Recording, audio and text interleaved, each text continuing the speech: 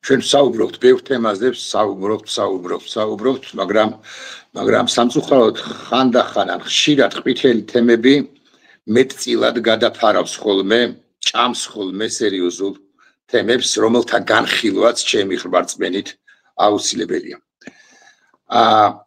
ქართულ ოცნებას უფრო ზუსტი რომ ვიყო ესე ვაფასებ ამ ქართულ ბანდას, ქართული ოცნების ბანდას გარწმუნებთ ძალიან უჭირს არა მხოლოდ ლეგიტიმაციის თვალსაზრისით, რომელსაც ის მაღალი ალბათობით ვეღარც მოიპოვებს, გაეროს გენერალური მდივანი, მე მგონი ბოლოა და პოლიტიკური პერსონა მსოფლიოს მასშტაბით, ვინც მას მიულოცა, აი სხვისგან მილოცვას კი აღარ უნდა ელოდეს, არამედ უჭირს ქართულ ოცნებას ამ ბანდას ფინანსების თვალსაზრისითაც და ეს განაპირობა იმან რომ მან ქართულმა ოცნებამ გააფუჭაც არა დაანგრია ურთიერთობები დასავლეთთან პირდაპირ მნიშვნელობით ამასობაში და ამის გათვალისწინებით გარდაუვალია როგორც სპეციალისტები ამბობენ ლარის დევალვაცია, ინფლაცია, ეკონომიკაში ზრდას ვარაუდობს პრემიერად წოდებული კობახიძე, თუმცა მისი მოადგილე ბატონი დავითაშვილი ამბობს რომ 3%-იანი ზრდა თუ გვექნებაო,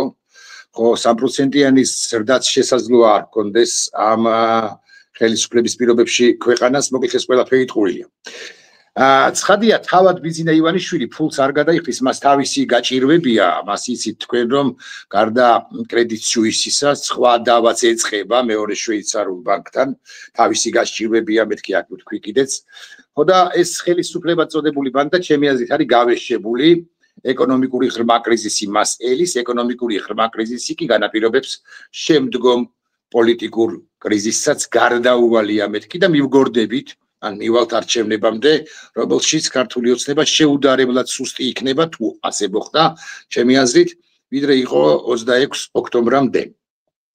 ეს არ არის ერთადერთი თემა, რომელსაც განვიხილავ პირთან, რომელიც ბიზინა ივანიშვილს კარგად იცნობდა ალბათ, ასე უნდა ვთქვა, იცნობს მეთქი თუ გნებავთ ასე ვიტყვი, ბატონი გია ხოხაშვილი ექსპერტი არის ჩემი სტუმარი, მე და ბატონი გია არ დავიწყებთ ახლა ფსიქოანალიზს ბიზინა ივანიშვილისა ეს ხება განაგრძონ თუ დაიწყონ მე პირდაპირ საქმიანი კითხვით მივმართავ მას სხვა თემაზე კითხვით ეს არის ბატონო გია მოგესალმებით პირველ ყოვლისა ფორმატი 3+3 ლავროვმაც კი გააკეთა განცხადება რომ ეპატიჟებიან კი არა უკვე ელიან საქართველოს ამ ფორმატში რამდენად საშიშია ეს ფორმატი ჩვენთვის და რატომ აქამდე ვერ გაბედა ქართულმა ოცნებამ, რომელსაც მაშინ ლეგიტიმაცია ჰქონდა, როცა ხელახლა დაიბადა ეს ფორმატი, იცით თქვენ რომ იყო 3+1 თავის დროზე და ასე შემდეგ, ახლა ამ ისტორიას აღარ მოვყვები.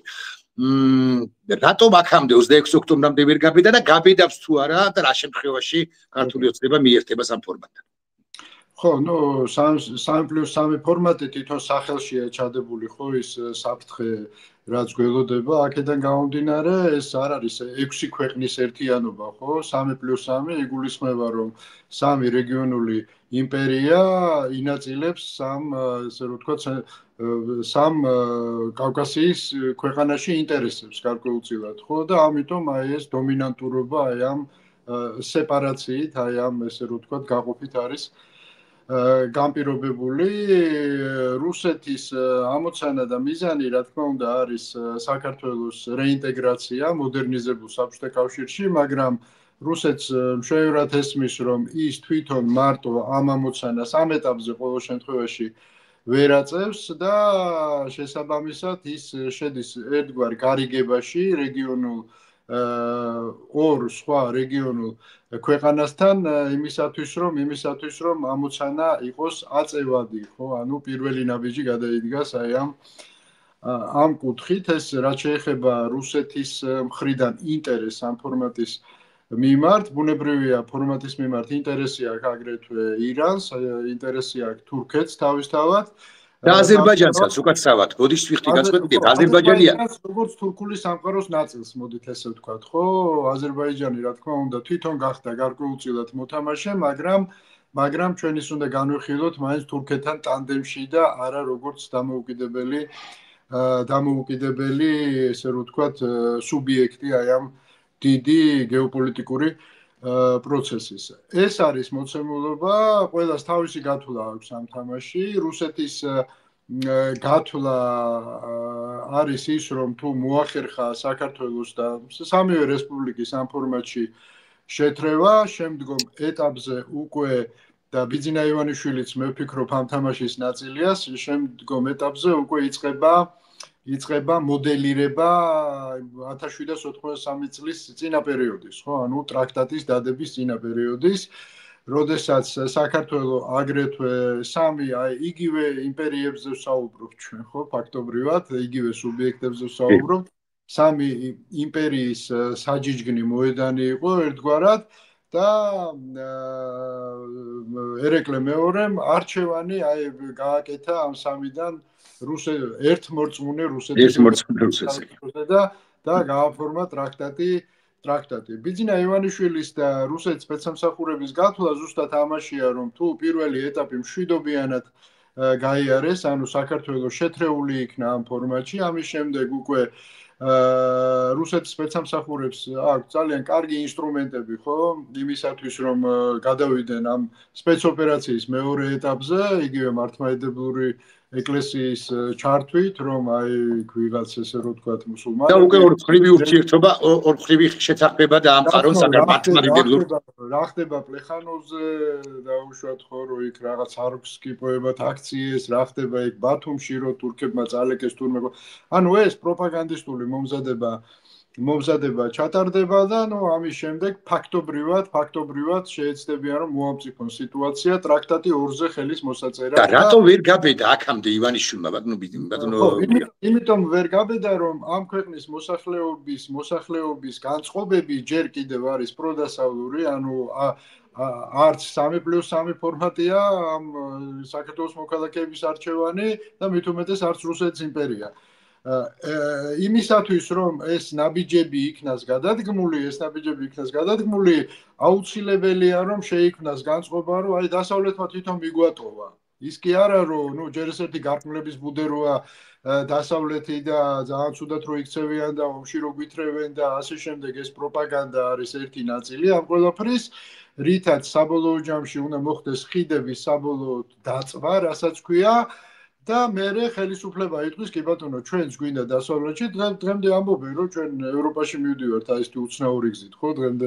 ეს გვესმის ანუ იტყვია რომ ჩვენ კი ძალიან გვინდოდა ჩვენ მზად ვიყავით აი ხელმოსაწერად დღესვე მაგრამ დასავლეთმა თვითონ მიგვატოვა იმიტომ რომ ნუ და ამის შემდეგ რა ვქნათ ჩვენ ახლა მთლად მარტო ხო არ ვიარსებებთ რაღაც ფორმატში უნდა ვიყოთ და რატომ 3+3 და არა პირდაპირ რუსეთის იმპერია იმიტომ რომ რუსეთი არის ოკუპანტი და მარტო დასავლეთმა მიგვატოვა და ამიტომ რუსეთში წავიდეთ ეს გზავნილი ვერ იქნება ჯერ კარგად ათვისებული სანამ საფრთხის მოცულობა კიდევ უფრო მეტად არ გაიზრდება. ამას ჭირდება ზუსტად 3+3 ფორმატი, რომ ადამიანების ცნობიერებაში უკვე გაჩნდეს ალტერნატივა ან რუსეთის იმპერია, ან თურქეთი და ირანი და ნუ თურქეთი და ირანი რომ აი ამ კონკურენციაში რუსეთზე უარესი შეუძლიათ გამოიყვანონ, ნუ ეს საკმაოდ ადვილია, ხო? დასავლეთთან კონკურენცია რთული იყო, მაგრამ თუ დასავლეთს მოგწყვიტეს და მათი კონკურენტი რუსეთის კონკურენტი იქნა ირანი, ბუნებრივია ამ ქვეყნის მოსახლეობა. ირანი ან თურქეთი კი ბატონო. ხო. აირჩევს რუსეთს. აი ეს არის მე ვფიქრობ სპეცსამსახურებში დამუშავებული გეგმა, ბიძინა ივანიშვილი არ არის იდეოლოგი ამის პირდაპირ გეტყვით, ხო ის არის ინსტრუმენტი უბრალოდ ამ გეგმის შესრულების. აი თქვენ გახსოვთ იგივე ერეკლე მეორე, გახსოვთ კი არა, აი გეტყვით ერეკლე მეორე რატომ არის სენსიტიური თემა. საერთოდ ქართული ოცნებისთვის ერეკლე მეორეს როგორც კი ახსენებ, მაშინ რომ შეგესევიან. იმიტომ რომ ბიძინასგან ქმნიან ერეკლე მეორის მოდელს ეხა, ხო? რომ ნუ რა ეკნა, ხო? აი ამ დიდ მოღვაწეს მეტი გზა არ ქონდა და ამიტომ აფორმებს ეხა ტრაქტატი 2-ს. ამისთვის ამზადებენ. ერეკლე მეორე კი არის, ესე რომ ვთქვათ, ფავორიტი. მათი ფავორიტია ბიძინა ივანიშვილი, ერეკლე მეორის შეფუთვაში და ისტორიის გამეორებისკენ ვიღავთ ყველაფერი. აი, ერეკლე მეორე როგორც ყველაზე დიდი მონარქი და ამიტომაც იყო მათთვის ესე მტკივნეული, ასე მაგალითად ლევან ბერძენიშვილის ცნობილი განცხადებები ერეკლება. კარგით. ეხლა ერთი უცნაური კითხვა, რომელთაც მოგმართავდა, რომ რა რაკურსითაც ეს საკითხი მგონი არავის არ დაუნახავს, არავის არ შეუფასებია. ჯერ კიდევ ბაიდენის ადმინისტრაციის პირობებში სომხეთმა გააფორმა სტრატეგიული თანამშრომლობა შეერთებულ შტატებთან. ეს ფაქტია და რასაკვირველია, თქვენს ამავე აზრის ბრძანდებით, მეც და ყველა ვინც საღად აზროვნებს, რომ ტრამპთან შეთანხმების გარეშე ამგვარ გადაწყვეტილებას ბოლო პერიოდის ბაიდენის ადმინისტრაცია არ მიიღებდა ისევე როგორც არც ერთ სხვა გადაწყვეტილებას. სომხეთი არის ოდეკაბ-ის წევრი, სომხეთი არის SNG-ის წევრი. მაგრამ სომხეთი აშკარად კვეთრად მიდის დასავლეთისკენ, როგორც ევროკავშირისკენ და აგე შეერთებული შტატები ვახსენე. უცნაური კითხვა, უცნაური რაკურსია. სტაბილური პარტნიორია კი სომხეთი ხას უსვამ 3+3-ის ფორმატში. ბატონო, არა, უცნაური კითხვა არის, ძალიან ლოგიკური კითხვაა. მეცაც გეტყვით, ხო, ის რომ ბიძინა დღემდე ვერ ახერხებს ამ გეგმის ფორსირებას და რუსეთი ამ გეგმის ფორსირებას, ამის ერთ-ერთი მიზეზი, რამდენადაც ხა თქვენ იქით შეგიტრიალეთ, უცნაურად არ უნდა მოგეჩვენოთ, სომხეთიც გახდა, იმიტომ რომ სომხეთმა ეს გეგმა რაღაცნაირად არია, იმიტომ გარკვეულწილად ჩვენთვის სომხეთი დღეს წარმოადგენს ფარს. იყო პერიოდი, რამდენიმე წლის წინ, რომ პირიქით, ხო, სომხეთი იყო რუსეთის, ესე რომ თქვა, მთავარი საყრდენი კავკასიაში, ეხლა პირიქით არის სომხეთი გარკვეულწილად ამ გეგმის განხორციელებას აფერხებს და სრულიად აშკარაა, რომ სომხეთმა დაიწყო დიდი გადათამაშება, ხო? მაშინ ეს ყარაბაღის მოვლენების შემდეგ დიდი გადათამაშება და ის ნელ-ნელა ცდილობს რომ ესე რომ გადაეწყოს დასავლურ სისტემებზე, ხო? და აქ საქართველოს უკვე პრინციპული მნიშვნელობა აქვს, ხო? ჩვენ როდესაც ვლაპარაკობთ საქართველოსზე და საქართველოსადმი ინტერესზე, ამა თუ იმ დიდი მოთამაშის მხრიდან ამერიკა იქნება ეს რუსეთის 3+3 თუ ვინ, ხო? აქ ჩვენ საუბრობთ არა მხოლოდ ერთი ქვეყნის ესე რომ ვთქვათ სადმი ინტერესზე, არამედ საუბრობ დიდ გეოპოლიტიკურ თამაშზე, რატომ? იმიტომ რომ საქართველო არის საკვანძო ქვეყანა, არა მხოლოდ კავკასიაში გარკვეული ინტერესების ფიქსირებისთვის, არამედ ცენტრალური აზიაც ამას ებმება, ხო? თუ საქართველო აღმოჩნდა რუსეთის გავლენის ქვეშ, ნუ სომხეთიც იკეტება თავისთავად.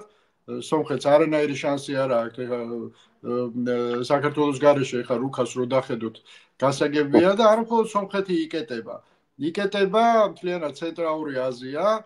რატომ? იმიტომ რომ თუ ჩვენ აი ამ ესე რომ ვთქვათ აი ამ მარშრუტებს და ამ დერეფნებს გადავხედავთ, ხო? ცენტრალურ აზიას დასავლეთთან დამაკავშირებელი მხოლოდ სამხრეთ კავკასიური დერეფანი დარჩა. შუა დერეფანია, კი ბატონო. შუა დერეფანი, იქით ირანია, აქეთ რუსეთია და ბუნებრივია, მათაც არანაირი გასაქანი არ რჩებათ. ამიტომ ვარ ოპტიმისტურად განწყობილი, რომ აი ილუზიას რო ქმნიან, ხო, ეს ქოცები და მათი ილუზია, ეს მოღალატეობრივი ილუზია, მე ვიტყოდი, ხო, რომ აი ტრამპს რატო ელოდებოდნენ, ტრამპს იმიტომ კი არ ელოდებოდნენ, რომ ტრამპი რაღაცნაირად მათთან შევიდოდა გარიგებაში, არამედ ქოცები ელოდებოდნენ და დღესაც ელოდებიან ალბათ, იმიტომ რომ ტრამპი უბრალოდ მიყიდის რა, გადაუგდებს. ამაზე დაგელაპარაკებით, ბატონო, ეს ძალიან საინტერესო კითხვაა. ერთი კითხვას, ან ორი კითხვა ამასობაში თუ არ მისყენთ რა. Რაღაცა ცენტრალური აზიის სახელმწიფოები ახსენეთ, ჩვენ აუცილებლად უნდა ვახსენოთ ჩინეთიც. მეც იმ თეორიის მომხრე ვარ, რომ ჩინეთი შემოხავს ირიბად სწორედ რუსეთს. გასაკვირველი ასე. მაგრამ კითხვა ამგვარია ახლა უკვე სწორედ ტრამპის ადმინისტრაციის პირობებში, რომელიც დაელაპარაკა ჩინეთის ლიდერს, იცით თქვენ, ბევრ საკითხზე შეთანხმდნენ, შეიძლება ხმამაღლა ნახვამია, მაგრამ კომუნიკაცია შედგა. შავი ზღვის მნიშვნელობის ფაქტორიდან გამომდინარე, ისევ და ისევ ანაკლიის კონტექსტში და არა მხოლოდ. ჩინეთი შემოვა თუ არა და მოკიდებლად იმისა მოსკოვის თხოვს თუ არა მას, ესე აქტიურად საქართველოში სწორედ ტრამპის, მოდი ასე ვიტყვი, შედარებით ხისტი პოლიტიკის გამო. ჩვენ გვახსენდება მეც და თქვენც 2018 წლის თუ არ ვცდები განცხადება პომპეუსი, მაშინდელი სახელმწიფო მინისტრისა, რომელმაც თქვა, რომ არა ყველა შეიძლება, მაგრამ ჩინეთი და რუსეთი ანაკლიაში არ შემოიყვანოთ. ამათმა კი გასაკვირად ტრამპისტებმა ბჭყალებში გააქანეს უკაცრავად მისთვის და არჩევნებამდე 5 ნოემბრამდე უხეშად 5 თვით ადრე სწორედ ჩინურ კომპანიას მისცეს ანაკლის პროექტი, ну იქ ბევრი დარღვევა. აი ჩინეთი რამდენად შემოსასვლელი ქვეყანაა, ქვეყანა რომელიც შემოვა. ხო, ну პირველი გეტყვით იმას, რომ ჩინეთი შემოყვანა რუსეთის მხრიდან და მე გიდასტურებთ, რომ რა თქმა უნდა რუსეთმა შემოიყვანა რუსეთს შემოყავს ჩინეთი, განპირობებული იყო როგორც სტრატეგიული ამოცანებით, ასევე ტაქტიკური ამოცანებით და რაში მდგომარეობს ეს ტაქტიკური ამოცანები? საქმე იმაში გახლავთ, რომ იმ ტიპის რეჟიმი, რაც დღეს შენდება საქართველოში, ხო, აი სინქრონული რუსულ რეჟიმთან რაღაც სინქრონიზაცია ხდება, კანონმდებლობის, ესე რომ მართლობითი მოდელის და ასე შემდეგ და ასე შემდეგ, რომ მე ინტეგრაცია გაადვილდეს, გამარტივდეს მაქსიმალურად. მაგრამ ამ ტიპის რეჟიმს ჭირდება მუდმივი კვება, ხო? იმიტომ რომ როდესაც შენ აშენებ ავტორიტარულ რეჟიმს და არსებობს ესეთი რეჟიმები, მათ შორის ჩვენ სამეზობლოში არის კვაზიდემოკრატიულ, ეგრეთ წოდებული სუვერენული დემოკრატიის რეჟიმებს, მათ ჭირდება ესეთ რეჟიმს ჭირდება მუდმივი კვება, ხო? ძალიან ძვირი ჯდება ამ ტიპის რეჟიმის შენახვა და რაღაც გარკვეული შიგა რესურსი უნდა არსებობდეს იმისათვის, რომ მუდმივად კვებოდა ეს სტაბილურობა შეინარჩუნოს. საქართველოს ხელისუფლებას თქვენ ეს წინა სიტყვაობაშიც ჰქონდათ, რომ ესეთი რესურსი, რომ სისტემა მუდმივად კვებოს, არა აქვს, შიგა რესურსი არ გააჩნია და მე ვფიქრობ, რომ რუსეთის მიზანი ჩინეთის შემოყვანის იყო ზუსტად ეს, რომ გაეჩინა ესე გარკვეული სტაბილიზაციის ფონდი გაჩენილი იყო საქართველოში, ირიბი სტაბილიზაციის ფონდი, იმისათვის რომ რეჟიმი იკვებებოდეს რაღაც პერიოდის განმავლობაში, სანამ ეს სპეცოპერაცია ფინალურ ეტაპზე გადავა. მეცაც გეტყვით, ჩვენ ნუ გამოვრიცხავთ, რომ იგივე ამ ჩინური სქემებით ჩვენ საქართველოში მივიღოთ სანქცირებული კაპიტალი, მათ შორის ივანიშვილის კაპიტალი, რომელიც გასაღდება ჩინურ ინვესტიციად და აი ამ სქემებზე მიდის ახლა ძირითადად მუშაობა და ანუ ჩინეთის ამოცანა არის აი ამ ავტორიტარული რეჟიმის საკვები წყარო რო გააჩინოს რაღაც პერიოდით კიდევ გამორებს სანამ ეს გეოპოლიტიკური რუქა საბოლოოდ დაალაგდება, ხო? ეს რაც შეეხება ამას, ახლა რაც შეეხება ჩინეთი რა გადაწყვეტილებას მიიღებს, ჩინეთი მიიღებს იმ გადაწყვეტილებას, რაც გრძელვადი ამ პერსპექტივაში მისთვის იქნება უფრო მომგებიანი. ბუნებრივია შეერთებულ შტატებთან პარტნიორობა ჩინეთისთვის არის საიცოცხლოდ მნიშვნელოვანი ამოცანა, მაგრამ არა ყველაფრის ხარჯზე. რა თქმა უნდა, ჩინეთსა და შეერთებულ შტატებს შორის გაიმართება ძალიან დიდი ვაჭრობა, ხო? დიდი ვაჭრობა და ისინი არიან დღეს, ხო, გეოპოლიტიკის გამსაზღვრელები. ფაქტობრივად დღევანდელი სამყაროს გარკვეული გაგებით, ეკონომიკური გაგებით ყოველ შემთხვევაში ორპოლუსიანი გახდა ისევ. აქ რუსეთი მოთამაშე არ არის რეალურად ამ ველზე. და ნუ გააჩნია ახლა საქართველოს რამდენად შეიძლება აქ სავაჭრო დახლზე აღმოჩნდეს და ეს ინტერესი მე გამიჭირდება დღეს მდგომარეობით ამის თქმა, ხო? სავსებით შესაძლებელია თუ დადგა ეს საკითხი, მე ვფიქრობ, რომ ამერიკა და ჩინეთი მოილაპარაკებენ და რუსეთის იმპერია საბოლოო ჯამში დარჩება გადაგდებული.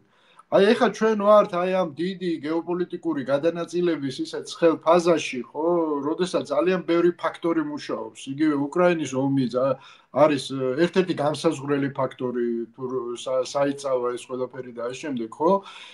და აქედან გამომდინარე, აი კონკრეტული პროგნოზების გაკეთება, რა მოხდება ხვალზე, ძნელია. თუმცა ძალიან დიდი მნიშვნელობა აქვს შიგა კონიუნქტურას, ხო? ჩვენ ვიცით, რომ არც ჩინეთი, ხო, დასავლეთი როგორ მუშაობს ეს ვიცით, მაგრამ ჩინეთიც კი არ დაიწყებს ღრმად შეტოპვას, თუ აქ იქნება სერიოზული ანტიმოძრაობა, ანტირუსული მოძრაობა. იმიტომ რომ თავის ტკივილი ხა ყველას ესმის, რომ თუ ადგილობრივ საზოგადოებასთან შენ ალიანსში ვერ შედიხარ, ხო?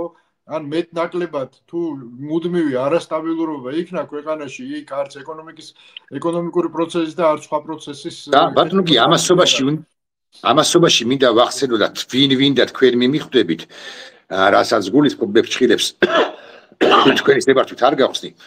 ჯერ კიდევ როდის ერთი წლის წინ, შეიძლება მეტი ხნის წინაც ვაზიანის ბაზის პრაქტიკულად გაუქმებაზე დაიწყო საუბარი საქართველოს ხელისუფლებამ. არაო კი გეტყვიან და იტყვიან რომ იქო სამოქალაქო აეროპორტს ვაშენებ და ვაზიანის ბაზა შენარჩუნდებაო, მაგრამ ყველამ საბოლოო ჯამში ყველაფერი ვიცით როგორ ხორციელდება ხოლმე ამგვარი სპეცოპერაციები საქართველოში, ყველა ქვეყანაში და მათ შორის საქართველოში. მაგრამ ვაზიანის ბაზა უმნიშვნელოვანესია და რას მიმიხვდებით თქვენ და გეტყვით მათ შორის ახლო აღმოსავლეთის კონტექსტში. იმიტომ რომ ასე თუ ისე და ახლა გავხსნით ფშხილს ნაწილობრივ, მაინც ასე თუ ისე შეერთებული შტატებისთვის რიგით ერთ-ერთი ამოცანა ირანის ბირთვული პროგრამის როგორღაც გაჩერება. და პარტნიორი რომ უნდა ყოფილიყო და იმედი მაქვს რომ იქნება საქართველო ამ მხრივ ძალიან კარგი ძალიან მნიშვნელოვანი ქვეყანაა. ასაკვირველია თურქეთის თავის ინჯერლიკის ბაზით, მაგრამ საქართველოს. მითხარით ორი სიტყვა ამაზე. ხო, რა თქმა უნდა, უსაფრთხოების თემა, რეგიონული უსაფრთხოების თემა ეს არის საკვანძო თემა, იგივე საკვანძო თემა გლობალურად უმნიშვნელოვანესი თემა, ხო? ხო და მე გეტყვით ერთ რამეს იგივე 3+3 ფორმატში წერია ესეთი რაღაცა პრეამბულაში მე მგონი თუ არ მეშლება რომ ეს ფორმატი ეხლა ფორმალიზებული ჯერ არც არის რაღაც უფრო ესეთი საკონსულტაციო ორგანოს სახე აქვს ამ ეტაპზე ხო იქ წერია რომ რეგიონის უსაფრთხოების საკითხები უნდა წყდებოდეს რეგიონში უსაფრთხოების საკითხები უნდა წყდებოდეს რეგიონში გარე ჩარევების გარეშე და გარე ჩარევებში ბუნებრივია მოიაზრება დასავლეთი ხო რა თქმა უნდა ვაზიანის ბაზის გაუქმება არის ერთ-ერთი სტრატეგიული ნაბიჯი იქითკენ რომ ესე რომ ვთქვათ საერთოდ დასავლეთის გაგებით აი ეს გლობალური უსაფრთხოების თემა იქნას ფრჩხილებიდან საერთოდ განდევნილი იქნას და რეგიონში წყდებოდეს ეს ყველაფერი აქ ყველას თავის ინტერესი აქვს რუსეთს თავის ინტერესი აქვს თურქეთს თავის ინტერესი აქვს თურქეთი კი ბატონო ერთის მხრივ კი არის ნატოს წევრი და ის ამას ძალიან ოსტატურად იყენებს ამ სტატუსს მაგრამ ბუა იმის ირანის სახით ხო იგივე დასავლეთთან ვაჭრობაში მისთვის არის ერთ-ერთი კარგი ინსტრუმენტი ხო ჩვენ ვიცით რა რამდენად როგორი გროსმაისტერია იგივე ერდოღანი ესეთ ვაჭრობის საკითხებში ხო ასე რომ რა თქმა უნდა ეს იყო ვაზიანის აეროპორტის გაუქმება არის სამხედრო სტრატეგიული ღალატი, მოდით ესე ვთქვათ, ღალატი იმ დასავლური სისტემებისადმი, სადაც ინტეგრაცია ჩვენ სხვა შორის კონსტიტუციაში გვიწერია, ხო? ასე რომ ესეც არის კონსტიტუციის დარღვევის კიდევ ერთი ეპიზოდი არსებული ხელისუფლების მხრიდან. ამასობაში ბატონი კობახიძე, მაგარი ალბათობით გაეცნობოდით ნიუს იმის თაობაზე, რომ აი იმ აბუდაბიშია, რომელშიც ბატონი ზარქუა იყო. დაპატიმრებული 1-2 დღის განმავლობაში კარგით ამ ზარქუამდე არ დავხურდავდები არც თქვენ გაგადრებთ არც საკუთარ თავს და არც მაყურებელს მაგრამ ბატონი კობახიძე აანონსებს რომ ბევრ მილიარდიან ინვესტიციას ჩამოვიტანთო ტყუილია ყველაფერი მე გეტყვით ეხლა მე მეტნაკლებად ფლობ ინფორმაციას საერთოდ ჩვენ უნდა გესმოდეს რომ ემირატებში ძალიან უფრთხიან ამერიკულ სანქციებს აი ძალიან უფრთხიან რასაც ქვია ახლოს არ ეკარებიან ხო ჩვენ ჯერ ესეთი ამის ინდიკატორი ის არის რომ ამ ყველაფერს აცხადებს კობახიძე არც ერთ კონკრეტულ პროექტს არ აცხადებს უბრალოდ ზეპირ განცხადებას აკეთებს და რაც თორეა მეორე მხრიდან არავინ ამას არ უდასტურებს ხო კი ბატონო ვის შეხვდა თუ და ეს განცხადებები რის შემდეგ გააკეთა შეხვდა ტოლერანტობის მინისტრს შეხვდა მე მგონი თუ რაღაცას ხო რაღაც შერიგების მინისტრს შეხვდეს ვინ უკეშად 57 პრინც შეხვდა რა ადგილობრივს რა ხო და აქედან გამომდინარე ეს არის ძალიან ტყუილი ლაპარაკები ამის ერთი წუთით არ უნდა დავიჯეროთ იმ მარტივი მიზეზის გამო რომ საერთოდ ამერიკული სანქციები რო გახმოვანდება არაბული სამყარო იქ ძალიან ფრთხილობს, იმიტომ რომ ძალიან მძიმე გამოცდილება აქვს. ხო, მით უმეტეს რომ შეერთებული შტატები იწყებს ტრამპის ადმინისტრაცია იწყებს, აქ ეხა უამრავი ფაქტორია, მართლად რო არ გვეყოფა, აქ არის ოპეკის ფაქტორი, აქ არის ნავთობის ფაქტორი და ასე შემდეგ და არავითარ შემთხვევაში არ ვაკრიტებ ჩვენ ქვეყანას ასაფ. გითხრათ რისი გამოცხადება უნდა და გობახიძეს? აი ეს ბათუმში აი ეს ხელოვნური კუნძულის ამბავი, ხო? იცით ალბათ ფებურია თუ ვიღაცა გამოაცხადეს პროექტი რომ რაღაც კუნძული უნდა გააგებინოს, მშენებლობა მოკლედ რა, ზღვაში. კუნძულის მშენებლობა, მრავალმილიარდიანი პროექტი და ესე რომ ვთქვათ, მათ უნდათ რომ არაბებს დაეფინანსებათ, მათ აქვთ ამის გამოცდილება სხვა შორის ეს კუნძულების მშენებლობის, ხო, ზღვაში, არა სამყაროში და ამის გამოცხადება უნდათ, მაგრამ იქ ცივი უარი მიიღეს რა კონკრეტული პროექტების გამოცხადებაზე. და ისიც შავდღეს ჩააგდეს მე მგონი ქებურიაც რა, იმიტომ რომ იმასაც გია გარდაუვალია ტრამპი პუტინის შეხვედრა, თუმცა მე რომ მკითხოს ვინმე ხო, მე არ მგონია რომ გრძელვადიანი მშვიდობა დადგება უკრაინაში.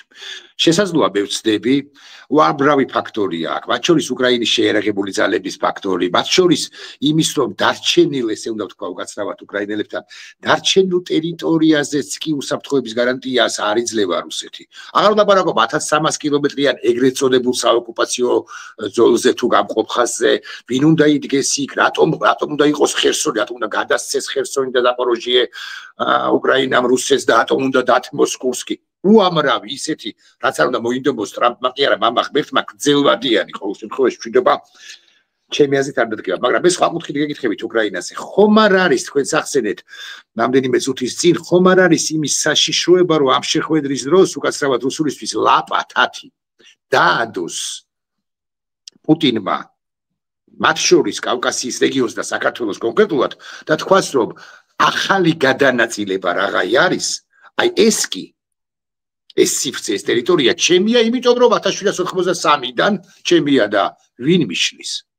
ძალიან რა არის ეცეთ გარკვეულწილად ტრამპის გაპრეზიდენტებით სამყარო გარკვეულწილად მე ვიტყოდი უბრუნდება ამ რეალური პოლიტიკის ეპოქას, ხო? რეალური სადაც აი ესეთი გავლენის სფეროების განაწილება ხდებოდა ესეთი უხეში დიდი ქვეყნების მხრიდან, მაგრამ მე არ ვფიქრობ, რომ ტრამპი პუტინს უყურებს როგორც თანაბარ პარტნიორს აი ამ გადანაწილებაში. ეს არის ერთი და მეორე, ტრამპიც არ არის თავისუფალი, ესე რომ ვთქვათ, აი ამ გლობალური მისწრაფებებისგან. მე არ ვეთანხმები იმას, რომ ტრამპი რაღაც აი ეს ტიპის ვაჭრობებში შევა ჩინეთის გარდა კიდევ ვინმესთან, ხო? ის თავს აღიქვავს მაინც როგორც გლობალურ, ესე რომ ვთქვათ, მოთამაშეს, როგორც გლობალურ დომინანტს და გამომდინარე იქიდან, რომ ტრამპს კარგად აუხსნიან თუ არ იცის, რომ საქართველოს ეს არის მხოლოდ საქართველოს, ხო და საქართველოს ფაქტობრივად მიბმულია მთელი კავკასია, ცენტრალური აზია და კიდე იქით, ხო? იგივე ჩინეთთან ურთიერთობა რუსეთის გვერდის ავლით რაღაცნაირად ხო უნდა განხორციელდეს იგივე დასავლურ სამყაროსთან, ანუ ევროპასთან, ხო? ასე რომ მე იმედიანად ვარ განწყობილი, რომ აი ესეთი ტიპის, რა თქმა უნდა, ესეთი ტიპის ვაჭრობა არ შედგება, რუსეთს ეს ამბიცია აქვს, ეს სრულიად აშკარაა, მაგრამ კიდევ ერთხელ გავიმეორებ, დიდი ბოდიში, მაინც ძალიან მნიშვნელოვანია, გამსაზღვრელია თუ როგორ მოიქცევა ქართული საზოგადოება, ხო? იმიტომ რომ ამერიკელები ტრამპი უყურებს ამერიკულ საზოგადოებრივ აზრს, ძალიან მნიშვნელოვანია მისთვის, ხო? შესაბამისად, ამერიკული საზოგადოებრივი აზრი როგორ იქნება მომართული აი საქართველოში მიმდინარე პროცესისადმი, რამდენად გაფორმდება საბოლოოდ ბიძინა ივანიშვილი როგორც ესე რომ ვთქვათ უზურპატორი ძალაუფლების, ხო? რამდენად შენარჩუნდება ეს delегитимაციის განწყობა. ბევრი რამეა დამოკიდებული იმ პროცესზე, რაც ქვეყნის შიგნით მიდის, ხო? მე ყოველთვის ვამბობდი, რომ ეს პროცესი წარმატებული იქნება და ჩვენ ესე რომ ვთქვათ დაუბრუნდებით ნორმალური განვითარების გზას იმ შემთხვევაში, თუ მოხდება სინქრონიზაცია შიგა ამ პროტესტის და საგარეო წნეხის, ხო? აი ამ ორმა ფაქტორმა ამ ორი ფაქტორის ესე რომ იდეალურმა თუ არა ეფექტურმა კომბინაციამ შეიძლება მხოლოდ დაამარცხოს რეჟიმი, რასაც ქვია. ბატონო, 4 ბოლო კითხვა და სწრაფად გავიაროთ რა. სალომეს ფაქტორზე მითხარით, ჩემს ხელთ არსებული ინფორმაციით, პრეზიდენტმა მაკრონმა პირველ ყოვლისა აღნიშნა იმას, რომ ლეგიტიმაცია მოახდინა კიდევ ერთი, მას არ მიუღია მეგობარი სალომე ზურაბიშვილი და ოპოზიციის ლიდერი სალომე ზურაბიშვილი. მან მიიღო პარიზში, ვაშინგტონიდან დაბრუნებული განსაკუთრებული როგორც პრეზიდენტი. სალომეს ფაქტორზე მითხარით, რამდენად მნიშვნელოვან როლს თამაშობს კალბატონი სალომე ზურაბიშვილი მოცემულ ეტაპზე. და უკაცრავად მოდის ვიხდი, ჩემს ხელთ არსებული ინფორმაციით ამის თქვა მინდოდა პრეზიდენტმა სალომე ზურაბიშვილმა რა ცხადია დიპლომატიურად, მაგრამ სთხოვა უკაცრავად ამ სიტყვისთვის, ამ ზმნისთვის საუკაცრავო რა არის, არ ვიცი, გაჩარხვა კიდევ ერთი შეხვედრისა, თუნდაც 5-7 10 წუთიანი შეხვედრისა მაკრონს პრეზიდენტ ტრამპთან. რაც გამორიცხულიც არ არის. კი ბატონო, პირველი გეტყვით იმას, რომ სალომე ზურაბიშვილის ფაქტორი არის შეუცვლელი, მე ვიტყოდი, არა იმიტომ, რომ სალომე ზურაბიშვილია, ესე რომ ვთქვათ, რაღაც განსაკუთრებული ფიგურა, არამედ იმიტომ, რომ უბრალოდ სხვა არავინ არ არსებობს ქვეყანაში, ხო? ჩვენ დღეს მივიღეთ მოცემულობა, როდესაც პარტიული ოპოზიციაც ისე თითქმის ისევეა დელეგიტიმიზირებული როგორც ხელისუფლება, ხო? ანუ მთელი პოლიტიკური კლასი ქართული არის ესე რომ ვთქვათ, ესეთ უცნაურ მდგომარეობაში. შესაბამისად, კონსოლიდაცია, ანუ კაპიტალიზაცია ამ დასავლური ვექტორის, ხო, ანუ კონსტიტუციის ფარგლებში დაბრუნების შეუძლია მხოლოდ სალომე ზურაბიშვილს. შეიძლება ხვალდაზე ვიღაცა გამოჩნდეს, მაგრამ დღეს მის გარდა ეს ფიგურა არ არის. აქედან გამომდინარე, მე მაინც ვფიქრობ, რომ აღარ არის უკვე საკმარისი მისი საპრეზიდენტო სტატუსი. აი ამ პროტესტმა უნდა დაიწყოს გარკვეულწილად სტრუქტურირება, ხო? იმიტომ რომ ეს სტიქია, კარგია, ეხლა ჩვენ რაც უყურებთ ამ თვეების განმავლობაში, კარგია, ძალიან ჯანსაღია და ესე რომ ვთქვათ, ჩვენ ვხედავთ ახალი საქართველოს დაბადებას, მაგრამ სტრუქტურირება აუცილებელია. ეხლა ყველა ამ პროტესტს აქვს ბევრი განზომილება, ეს არის. როგორც პარტიული ვერ გამოდის, ბატონო, პარტიული სტრუქტურიზება ვერ გამოდის. აი, ნახეთ როგორ არის, აქ არის სხვადასხვა სოციალური ჯგუფები, სხვადასხვა ესე რომ ვთქვათ, პროფესიული ჯგუფები, ხო? აი ხა ამ ჯგუფებს შეუძლია თავისი ლიდერების გამოაკრისტალონ თავის წიაღში ლიდერები და ეს ლიდერები სალომე ზურაბიშვილის მაგიდასთან უნდა ვიხილოთ ჩვენ უკვე ახლო პერიოდში იმისათვის რომ მოხდეს აი ამ ყველაფრისთვის პოლიტიკური განზომილების მიცემა, იმიტომ რომ მხოლოდ პოლიტიკისთვის არის დამახასიათებელი გეგმის დასახვა, გეგმაზომიერად მოქმედება, თავის დედლაინებით და შედეგზე ორიენტირებით, ხო? ამიტომ მე მაინც ვისურვებდი, რომ ამ ტიპის მაგიდა რა ფორმა, ეხლა მე არ ვამბობ, რომ პარტია შექმნან მაინც და მაინც, ხო, რა ფორმას მიიღებს ეს ყველაფერი, როგორ იქნება, ეს მეორე საკითხია, მაგრამ ეს არის აუცილებელი ამ ეტაპზე. ხო, ასე რომ რაც შეეხება სალომე ზურაბიშვილს, მე ვფიქრობ, რომ ის დღეის მდგომარეობით არის შეუცვლელი. ხვალდაზე ვისურვებდი, რომ კიდევ სხვებიც გამოჩნდნენ. კიდევ სამი კითხვა და სწრაფად გავიაროთ თუ გნებავთ. სანქციები, ბიზნესის სანქციები, რომლებიც აქამდე დაწესდა და დაწესდება, უფრო როგორ ფიქრობთ, უცნაური კითხვაა, ეწყინა თუ ეთკინა? არა, აქ წენაზე აღარ არის ლაბარაკი, მას ეთკინა, მას არ აქვს ეხა მანევრი, ხო? ეხა ის ხო შიშების სამყაროში ცხოვრობს დღეს, ხო? მისთვის ეხა ამ სასწორზე, აი ამ სასწორის ეთკინაზე დევს მატერიალური ზარალი, ანუ ეს კეთილდღეობის დაკარგვა და მეორე პინაზე სიცოცხლე და ჯანმრთელობა, იმიტომ რომ მას აქვს ვალდებულებები იგივე რუსეთის იმპერატორთან აღებული და მას ძალიან ეშინია გადაგდების, ეხლა მისთვის გადააგდებდა სხვა შორის პუტინსაც დიდი სიამოვნებით ამის რო არ ეშინოდეს, მაგრამ გამომდინარე იქიდან რომ იქ უკვე ფიზიკურ საფრთხეს უკავშირდება ეს ყველაფერი, შესაბამისად მას უწევს ამ ზარალზე წასვლა. შესაბამისად ეთკინათ, კივა, ის ცდილობს რომ რაღაცნაირად სხვა სქემები დაალაგოს ჩინეთიდან, რაღაც საინვესტიციო რაღაც აქტივობები დაიწყოს ჩინეთის მხრიდან, იქ რაღაც ტრანზაქციები, სადაც კიდე ხელი მიუწვდება, გაატაროს, გამოატაროს, იქ ოქრო იყიდოს და მუთაქაში შეინახოს, ხო? ის ამას რაღაც კომპანიებს რო აფუძნებს საქართველოში, ეს ძალიან სასაცილო ისტორია, იმიტომ რომ აბსოლუტურად სიზიფეს შრომა. აი წარმოიდგინეთ, ეხლა ავიღოთ სასტუმრო პარაგრაფი, ხო? რომელიც გადააფორმა ეხა იქ ოფშორიდან, ბრიტანული ოფშორიდან გადმოიტანა ქართულ იურისდიქციაში. მარტივი რაღაცა სასტუმრო როგორ მუშაობს, თუ მაგრამ ხომ უნდა შევიდეს. ან ვიზა ბარათი უნდა გადაიხადოს, ან მასტერკარდი. არც ერთი ბარათი არ იმუშავებს და ნუ ეხა თუ კედლები და შენობა უნდა, კი ბატონო, მაგრამ როგორც სასტუმრო ვერ იფუნქციონირებს. აქედან გამომდინარე, ამ გადამოფორმებას რა აზრი აქვს? აბსოლუტურად გაუგებარია რა. ასევე ეკონომიკის რეალური სექტორი, აი პორტი ავიღოთ, აი რანაირად იმუშავებს, ვერ იმუშავებს, ხო? თუ ეს სანქციები გადავიდა ახალ ფაზაში. მაგრამ ჩალიჩობს რა შეუძლია იმას აკეთებს კაცი. აი ეხლა მე ბოლოს წინა კითხვას მოვხსნი, იმიტომ რომ პრაქტიკულად უპასუხეთ ჩალიჩობს რაღაცა თქვით. ცოტა კიდევ ერთი უცნაური კითხვა. როგორ ფიქრობთ, თქვენ მას იცნობთ, ეხლა ფსიქოანალიზს მართლა არ გთხოვთ, მაგრამ ხომ არ დაიღალა კიდეც ცოტა?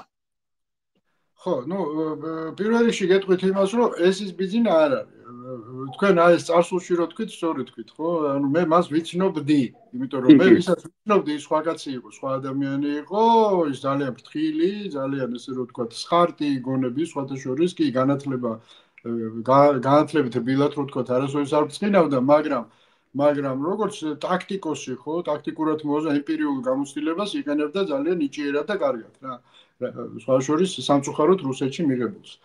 და ჩვენ მაშინ დიწილად ამას ვერ ხედავდით და აქ ალბათ ჩემი დანაშაულის წილიც არის, რომ ხო, ამაზე წიგში მიწერია ბევრი, ხა ამაზე ბევრს არ ვილაპარაკებ რა. უბრალოდ იმის თქმა მინდა, რომ მისი მოდელი მაინც, ხო, მისი მოდელი საბოლოო ჯამში აი პარანოიაში რატომ გადავიდა, ხო? პარანოიაში გადავიდა იმიტომ რომ მან ირწმუნა საკუთარი უძლეველობის, ხო? გარკვეულწილად ერთის მხრივ ის კი აშენებს აი ამ რუსული მოდელის ავტორიტარულ სისტემას, მაგრამ ნახეთ როგორ აკეთებს თვითონ ინსტიტუციონალიზაციას არ ახდენს საკუთარი პერსონის. პუტინისგან განსხვავებით, ხო? პუტინი რა თქმა უნდა არის დიქტატორი, უზურპატორი, მაგრამ ამასთანავე ის არის ინსტიტუციონალიზებული პრეზიდენტია, ხო?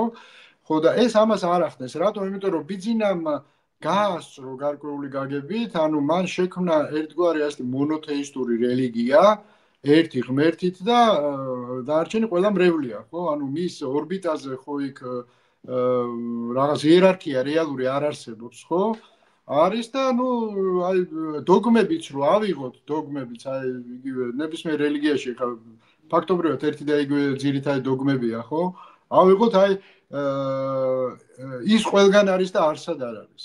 ხო, ეს არის ერთ-ერთი მნიშვნელოვანი რელიგიური გზავრი, ხო? რომ ითხოვე და მოგეცემა, ხო? ანუ პრობლემა გაქვს გააძლიერე ლოცვები და ამ შემდეგ.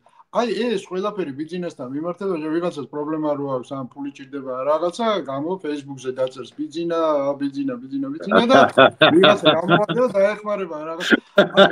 აი ეს მოდელი მან შექმნა ერთგვარი ესეთ სექტა მონოთეისტური და ესე რომ ვთქვათ, ამას ეპოტინება დღემდე ის ოლიმპზე მისთვის ეხა იქიდან ჩამოვარდნა ბევრად უფრო მწარე იქნება ვიდრე პუტინისთვის, ხო, იმიტომ რომ ის მაინც ინსტიტუციური და ის პოლიტიკური მოთამაშეა და ადრე თუ გვიან ეხა ჩამოკიდებენ რაღაცა იქნება, ხო?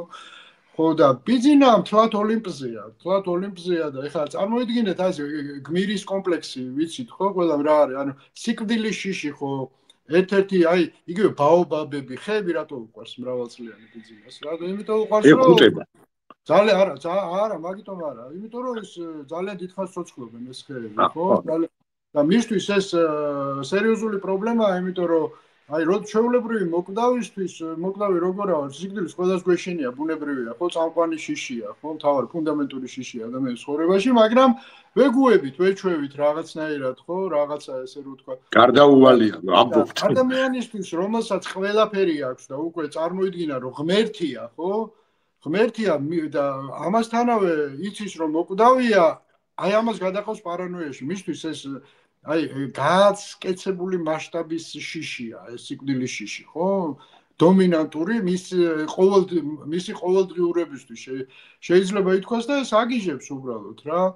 როგორ შეიძლება ღმერთი რომ მოკვდეს შეიძლება და ამ დროს იცის რომ ეს გარდაუვალია ხო და ეს აგიჟებს რა და ის არაადეკვატურობა დიდწილად ჩემის აზრით არა მხოლოდ პოლიტიკური ამ რაღაც პრობლემებით არის განპირობებული არამედ აი ამ ესე რომ ვთქვათ აი ეგზისტენციალური რა ვიცი რაც გინდათ ის დავარქოთ რაღაც ირაციონალური მისტიკაში გადასული ეს რა ვიცი აი მრავალწლიანი ხევი აი ცხოველები არ უყვარს მაინც და მაინც ეხლა ის ძაღლი კი მოუწია ბავშვების გამო მაგრამ რეალურად მე მას ჩემთვის ნათქვამი აქვს მას უყვარს ხეები რატო უყვარს ხეები ხო იმიტომ უყვარს ხეები რომ აი აქ რო დარგავს იქ არის რა არც ეკამათება არც ეჭხუბება არც ესე რომ ვთქვათ გაიქცევა გამოიქცევა ნერვებს არ მოუშლის ხო მივა მორწყავს მე არ მოეწონება აქედან ამოთხრის გადარგავს სხვაგან აქ სხვა რამეს ჩარგავს ანუ ერთგვარი აი ეს ედემის ბაღში უნდა ცხოვრება ხო ესეც ღმერთის სამფლობელოა ესე რომ ვთქვათ ხო და პოლიტიკაშიც მან ხო ედემის ბაღი ააშენა ცოცხალი არსება არის პოლიტიკაში მისი იგივე არ არის ეს ყველა მცენარეები არიან აი ეს პოლიტიკოსი ქართული ოცნების პოლიტიკოსები ესენი არიან ჩვეულებრივი მცენარეები აი დენდროპარკი ხო ააშენა დენდროპარკი ააშენა აგრეთვე პოლიტიკაში ხო ხო ვიღაცა ჩარგო პრემიერ-მინისტრად მე რაღაც არ მოეწონა აქედან ამოთხარა გადარგო იქით ხო რაღაც ერთი-ორი გაუცოცხლდა და ეს თავიდან მეკათვალა და ამაზე გაგიჟდა არა მე ძალიან მახარებს ძალიან გულახდილად გეტყვით და ასე დაგემშვიდობებით რომ პირები რომლებიც ახლო გარემოცვაში იყვნენ ბიზი და ივანიშვილთან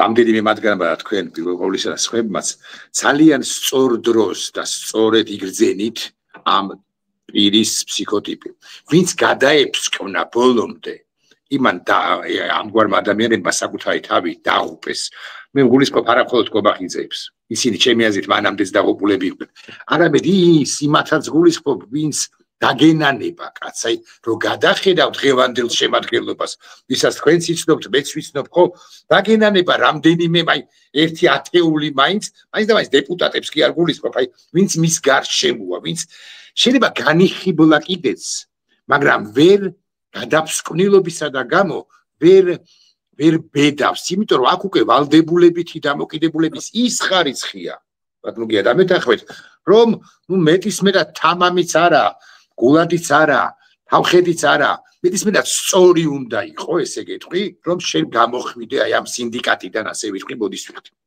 კი ბატონო გეთანხმებით ყველაფერში თქვენ ყველაფერი თქვით მე ამაზე კომენტარს ვიღებთ მადლობა გია ხუხაშვილი იყო ჩემი სტუმარი წარმატებას და გამარჯვებას გისურვებთ მადლობა თქვენ